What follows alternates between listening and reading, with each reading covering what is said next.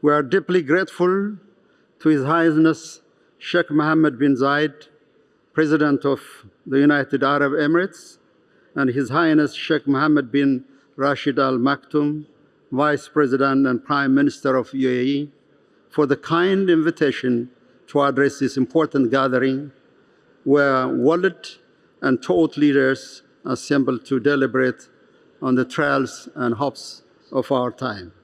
It is my distinct honor to address the World Government Summit on matters that are pertinent not only Ethiopia, but also the future of the African continent.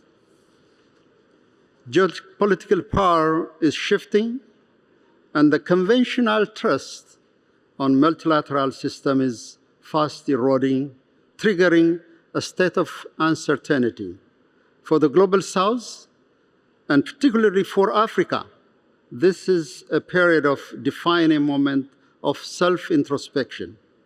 While disruptive change challenges the old order, innovation in renewable and sustainable energy, artificial intelligence, and digital finance are providing us with the tools to leapfrog decades of developmental hurdles. For Africa, this changing environment is a clarion call. We don't see ourselves as a mere observers for global change, but as architects of our future and our destiny. Today, inter-Africa trade is ready to transformative shift through the critical implementation of the African Continental Free Trade Area. With its full implementation, we would be consolidating a market of 1.3 billion people with a collective GDP exceeding $3.4 trillion US. This is more than an economic pact. It is one of the flagship initiatives of the African Union's Agenda 2063 that forge a strategic framework for inclusive and sustainable socio-economic development. The Africa Continental Free Trade Area mechanism builds regional production networks by eliminating 90% of tariff barriers. Excellencies, as Africa's economy future is being shaped by integration and cross-border connectivity, success stories are emerging in the continent.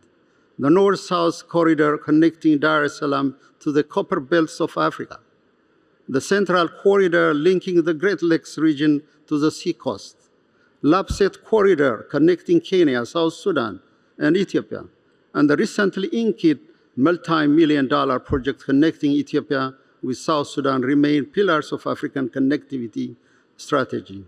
These routes are not just asphalts and railways, they are the veins and arteries of regional cooperation. To boost its own and Africa's industrial upgrade, Ethiopia is focusing on three strategic pillars. The first one is Ethiopia's strong belief in energy as a regional catalyst. With the full operation of the Grand Ethiopian Renaissance Dam, which is built by Ethiopia's own resource, unlike some claim. We are now generating over 6,000 megawatts of clean power. This is part of our Pan-African connectivity plan. The second one is Ethiopia's right path towards food self-sufficiency.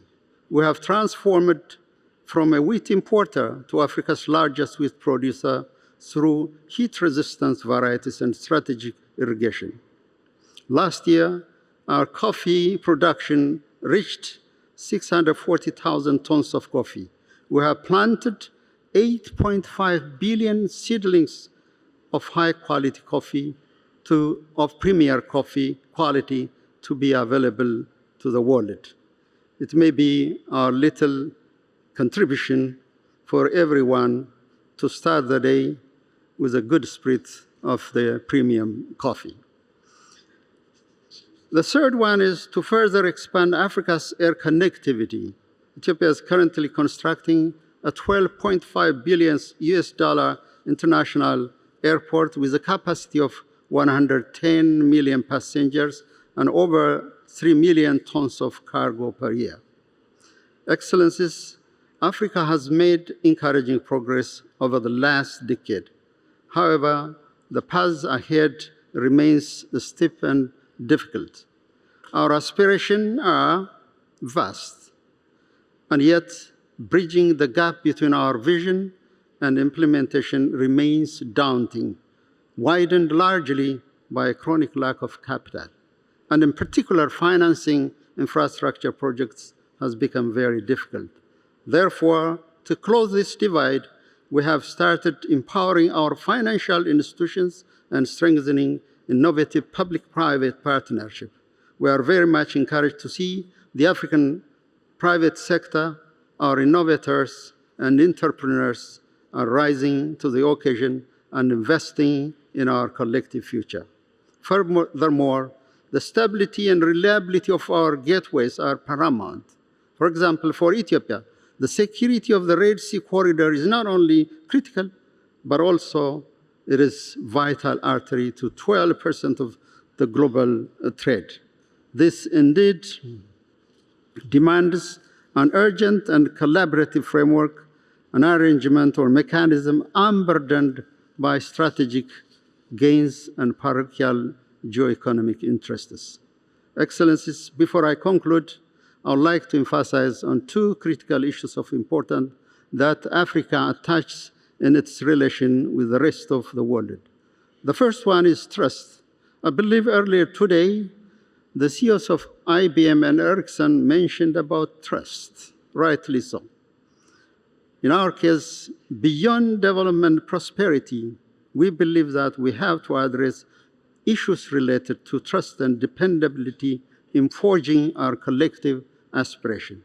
New sets of emerging issues ranging from artificial intelligence to mega infrastructure and biotech can only be impactful if they are anchored in understanding and rooted in trust.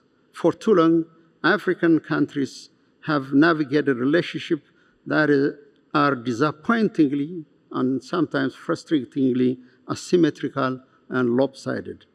Ethiopia's experience is a sobering example. We are a long-time partner within the AGOA eligible framework. We built state-of-the-art industrial parks and manufacturing hubs, believing that we would be able to tap the opportunities offered. Yet, the rug was pulled out from under our feet for a completely different and unrelated reason. When our eligibility was drawn, we ended up employing over 50,000 women where their entire livelihood depended on. The second one, Excellencies, is Africa's long and held belief, and it's called to be on the right side of history. In today's fragmented global governance, we see a disturbing trend towards unexpected disruption, often precipitated by overriding principles. Some may have the right to be wrong because they have the cushion and validation, sometimes wrongly, of power. Africa doesn't have the luxury of making mistakes. Every step we take demands a thorough and painful introspection. This is precisely why we are approaching this global transition with such depth and gravity. We are examining every step to assess the impact of the transition while simultaneously engaging in self-examination necessary to ensure we maximize the benefits. Sometimes we find ourselves in a very awkward position when we were told to choose friends or foes. Africa's position is clear. That is, one should not be pressured or be compelled to choose. We may not necessarily be an ally in every geopolitical drive, but we are glad to align and reconcile our position based on shared and mutual interests, because history has informed us that today's presumed adversaries could be our partners in progress. Our survival and continuity as human beings is based on shared interests.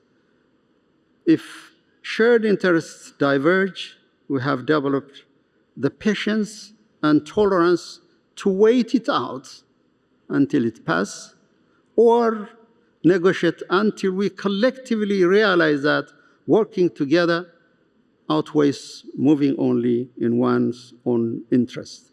The Ghanaian novelist, late 1960s, Taye Maha, while searching for an immaculate and an uncorrupt political leader amongst his own friends, and when he found none, he famously wrote, "The beautifuls are not yet born."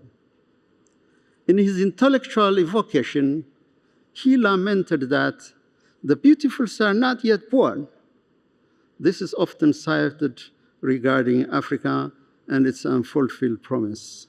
But today, I want to understand it through the prism of the world at large. The beautiful version of our collective human progress, one that is genuinely inclusive, equitable, caring, and stable, may not yet be born. Some say that the labor has only begun. Nonetheless, we are encouraged to see young leaders, courageous political leaders, innovators in the midst of us who believe in power of ideation, are ready to bring about the world we want to see. In the meantime, the resistance coming from those who are stuck in the past, which we are not short of them, particularly in our region, and unwilling to embrace the new ideas, will continue to be the cause of our collective agony. Finally, we are encouraged to see that some in the developed world are beginning to see the world not as they wish it to be, but as it actually is. A very phenomenal shift and progress. For Africa, we have the plan, the policy, and the leadership. This is the moment for genuine partnership. Let's build a future where global governance is not a tool of exclusion and exploitation, but a bridge for mutual survival. Africa is ready.